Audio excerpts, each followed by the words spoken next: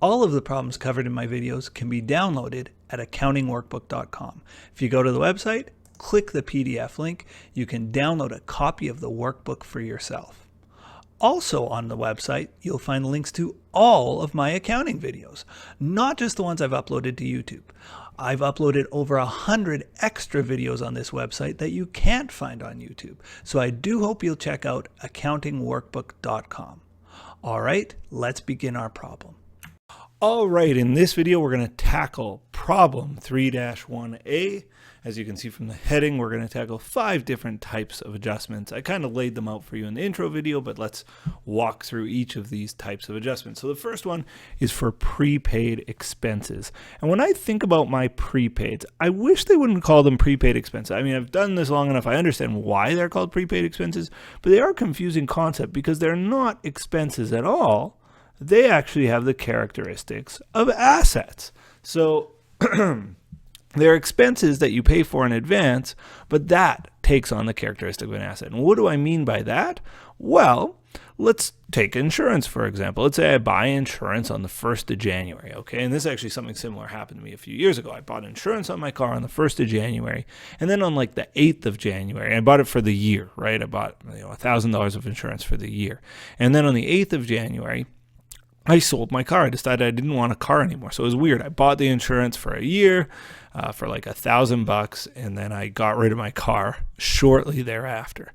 Well, what did I do when I sold my car? Well, I went to the insurance company. I said, hey, I have all this insurance I bought that I'm just not going to use. You know, I have like 11 and a half months left of insurance. And you know what the insurance company did? They gave me a big chunk of my money back. They charged me fees, of course, because that's what they do, but they gave me a big chunk of money back. Now, if it was an expense, if that purchase of the insurance was an expense for me, it would have, I couldn't get my money back. Like when I use my phone for a month, the telephone company sends me a bill and I say, oh, I'm canceling my phone. They don't say, oh, well, you get your money back then. No, because we didn't pay for our phone in advance. Well, some people with prepaid phones have, but that's a little bit of a different scenario. So insurance, though, is a cost you must pay in advance. You can't buy insurance after you're in the accident. You have to buy your insurance in advance. But because of it, because of that nature of insurance, it provides us with a future economic benefit. That is, you buy the insurance on January 1st, it gives you a benefit for the rest of the year. That is an asset. So let's record the entry. So these are 5 adjustments, and you can see the year end for the company is December 31st. It says ABC Company purchased a 1-year insurance policy on June 1st, 2017 for $1,800 cash. Okay, so let's do June 1st. Record the entry for the purchase of insurance. June 1st. Debit. What did we get? We got insurance. Now, again, the temptation is to debit insurance expense, but I'm here to tell you, no, if we pay for an expense in advance, it is a prepaid, and it is not an expense, it's an asset. So we call it prepaid insurance for $1,800. And we credit, well, we used cash, right? We purchased insurance for cash. Cash is going down, credit cash, $1,800. Okay, so that is not an adjusting entry. That is nothing tricky about that entry. We bought an asset for cash, debit the asset, credit cash. The tricky part of this entry is the adjustment. So on December 31st, we purchased a 1-year insurance policy. So, and our company's fiscal year end is December 31st. So on December 31st, we want to prepare financial statements, right? On December 31st, we want to tell our shareholders what the value of our assets are. And if we leave prepaid insurance unadjusted, we'll be telling our shareholders, hey, we have $1,800 worth of insurance. But that's not the truth. We don't have $1,800 worth of insurance. How much insurance do we have on December 31st? Well, we've used up a lot of it. We've used up, let's see what we've used up. June, July, August, September, October, November, December. We've used up 7 months. We have 5 months worth of insurance left. That's how much insurance we want to report to our shareholders. So we need to record a journal entry to record how many months of insurance have expired. That was the 7 months that we've used up. We need to say, hey, we've used up a bunch of our insurance. A bunch of our insurance has expired here. So how much insurance has expired? Well, it's 1,800 times 7 out of 12. Now, I did the math in my head. I think it's 1050, but I'm scared. I want to just make sure. So I'm going to call up. This is going to take me a second to get the calculator out. Where are you? There you are. Oh, it took less time than I thought. 1800 times 7 divided by 12. I'm getting better. Oh, 1050. I was right. When I get math like that right in my head, it means I'm on a roll. You guys are in luck. I shouldn't have closed the calculator. Anyway, so I need to record the fact that my asset has lost 1050 in value, right? I've used up 7 months. I'm going to be rounding to the nearest month on all of these. Your prof may say, oh, no, take it to the day or whatever. I'm going to be going to the nearest month on every single one of these. How you do this might be determined by your prof, but the principle should be the same regardless. So my prepaid insurance asset has lost value. If I have an asset losing value, I credit that asset, credit prepaid insurance by 1050 to say, hey, look, that asset lost some value. The debit here is to the expense. So when we talk about prepaid expenses, here's where the expense comes in. We are using up insurance. If I'm using up an asset, if I have an asset losing value, I debit the expense related to that asset. Just try that again. There we go. So debit insurance expense, credit prepaid insurance for 1050. And just as a quick aside here, how much prepaid insurance do I have left? Well, I bought 1800, but I've just credited it because I've used up 1050. Big side minus the small side, I have $750 worth of insurance left. And you'll see that that's 5 months. I've got January, February, March, April, May, don't count June, of next year, still ready to go. So when I prepare my balance sheet and I tell my shareholders how much insurance I have, I tell them that number, right? I report $750 to my shareholders. That's the amount of insurance I have left. That's the amount of insurance that they should want to know about. Whew, I talked about that longer than I had planned. Let's continue. I was going to break this into multiple videos. I think I'm just going to do it all in one. Let's do depreciation next. I should break it into multiple videos because if I screw up, it's a pain in the neck for me to fix. It's easier for me to do them one at a time. Anyway, I'm gonna take the risk. This is like a high wire act, folks. ABC Company purchased a vehicle on August 31st, 2017 for $15,000 cash. The vehicle is expected to be useful for 10 years, after which time it will have no residual value. The company wishes to use straight line depreciation. I should have mentioned what this is, depreciation. So depreciation is when we purchase a long-term asset, of course it loses value over time, right? You purchase a car or a vehicle on August 31st, 2017. Well, when it comes time to do your financial statements on December 31st, is the vehicle still worth the same? The answer is no, right? Those assets lose value over time.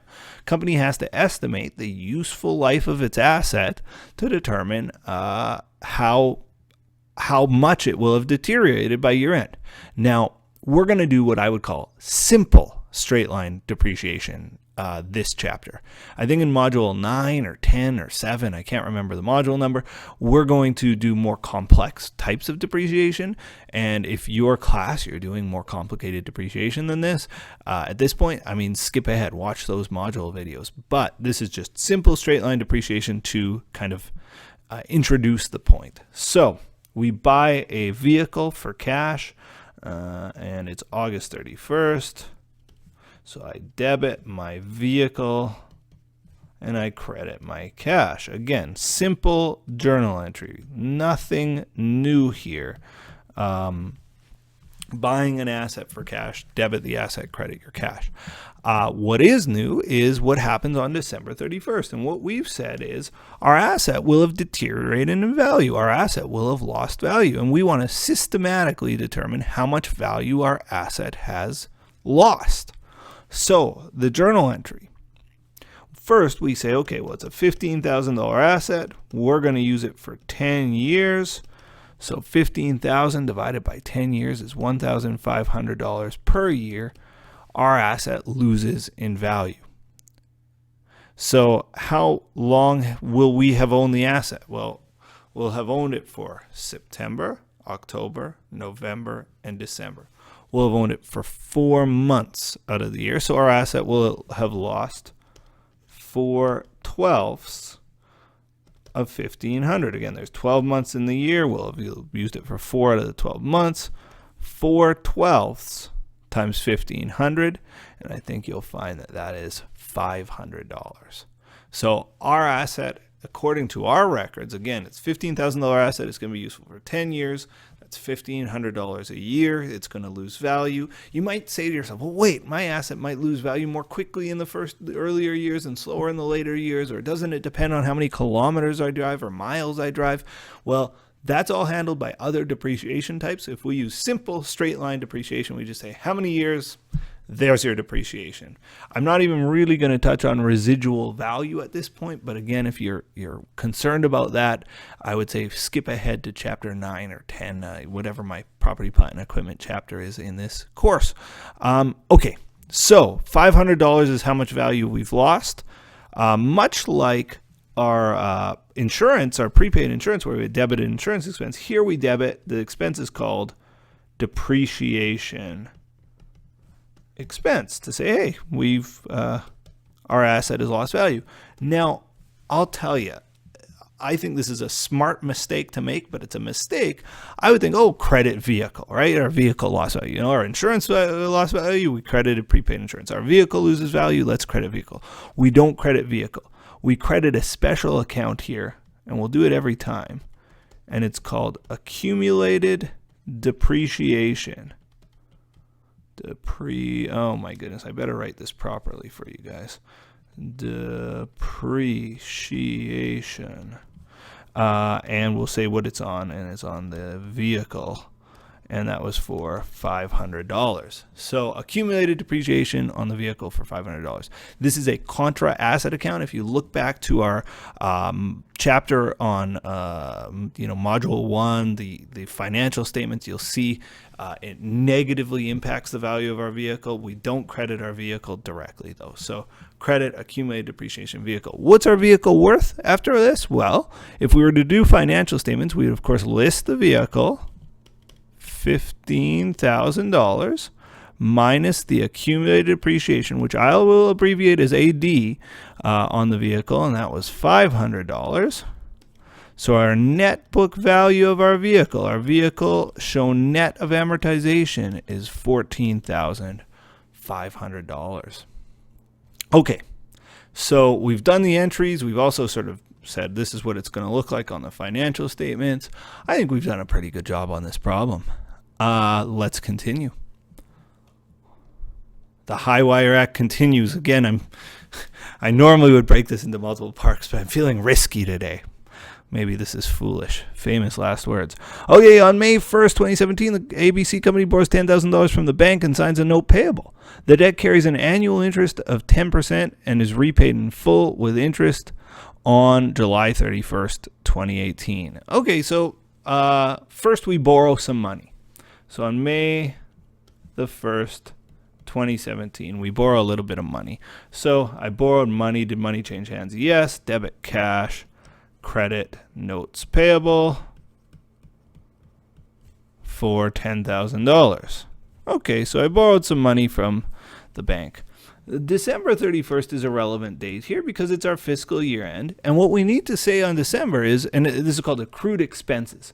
Accrued expense is an expense that's built up over time, but money has not yet changed hands. So there's an expense, there's a cost associated with borrowing. That cost is interest. And the interest is building up, but we don't pay for it, right? We're going to repay in full with interest on July 31st, 2018. So on December 31st, it's not like our debt holder, our bank, is calling us saying, hey, it's December 31st, you owe us money. No, we're just going to prepare financial statements, and we need to disclose to shareholders that, look, we not only do we have this debt of 10 grand, there's also some interest that's built up that's gone unpaid. Our question that we need to answer is, how much interest is built up unpaid? So the answer here is going to be, well, it's $10,000 note.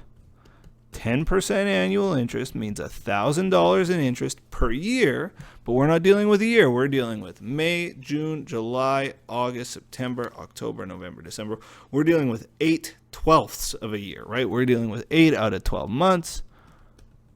8/12 of 1,000 is $667, 66666.66666. Again, when you get a long decimal, ask your prof how they want you to handle it. In journal entries, I round to the dollar. In reality, I wouldn't. Like if I were doing this in my accounting software, I would go to the penny. So maybe your prof wants you to go to the penny. That's up to them to determine. But here I'm going to round to the dollar just to have fewer, less to deal with. Okay, so what's happened? Well, this is an accrued expense. It's a cost that's building up. So not surprisingly, I debit an expense, and the expense related to interest is interest expense, $667. Our credit here is to the fact that I owe interest. This is not an account payable. This is interest payable for $667. All right. Moving along. So it says record the repayment of the debt. So this is something we haven't had to deal with. We repay the debt on July 31st, 2018. What I'd encourage you to do, there's a lot of different ways to do this. What I'd encourage you to do is actually to record the interest expense up to July 31st and then to pay the debt. So the interest expense from December 31st to July 31st is going to be 7 months, January, February, March, April, May, June, July. That's 7 months by my count. So again, it's this $10,000 times 10%. It would be $1,000 for the year. But of course, we're not dealing with a year. We're dealing with 7/12 of a year. That I cannot do in my head. Oh, what did I do? I need to hit that button. Call up my old calculator. 1,000 times 7 divided by 12, 583.33. So our journal entry is debit interest expense, $583. Credit interest payable, $583. Okay, so we've done the interest up to the date of repayment. Ooh, I'm running out of space here. I'll squeeze this last one in. Also on July 31st, 2018, we repay our debt. We repay the note and we repay any interest so far. So our credit to cash is going to be the $10,000 note plus $667 of interest plus $583 of interest, right? 10 grand is what we owed to begin with.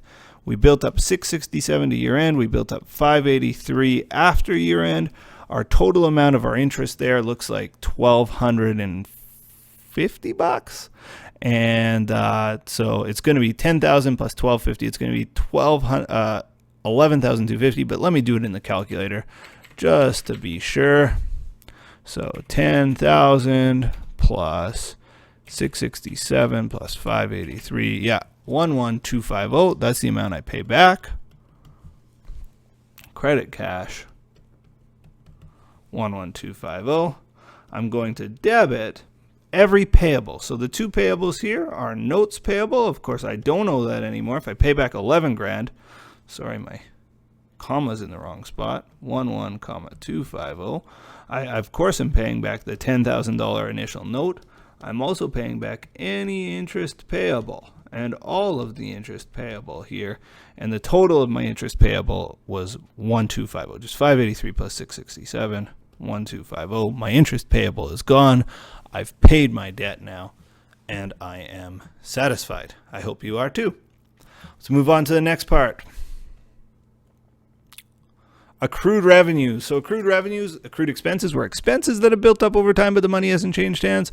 Accrued revenues are revenues that have built up over time, but the money has not changed hands. So it says, as at December 31st, 2017, ABC Company had provided 3 months of consulting revenue to a client at a rate of $1,000 per month, but had not billed the client or collected any money. So accrued revenues are where we're doing work, but we haven't gotten paid. On January 31st, the client was billed for 4 months of service and paid 1 week later on February 8th, 2018. Okay, So our entry, we're going to need to record an entry, a year-end adjustment on December 31st. And this is a key. The thing we're most worried about here is our year-end adjustment. We've done 3 months of work at $1,000 a month, but we haven't gotten paid. So I've done 3 times 1,000, 3,000. Now the fact that I haven't billed here is irrelevant. It's the fact that I've earned the money, and I have earned $3,000 and I haven't been paid. So when I earn money and I haven't been paid, that is most typically going to go to accounts receivable, and that's for $3,000. And our credit is to whatever revenue earning. We're earning revenue for which we haven't been paid, and it's consulting. So I'm going to call this consulting rev. 3,000. So fairly straightforward. It's a revenue that's built up over time for which we have not yet been paid, and there it is.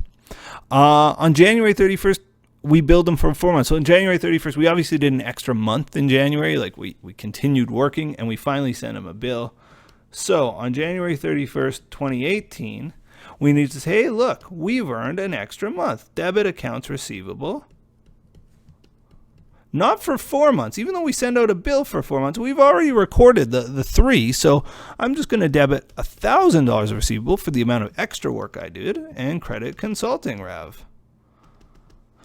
Say, hey, I've done 1 more month.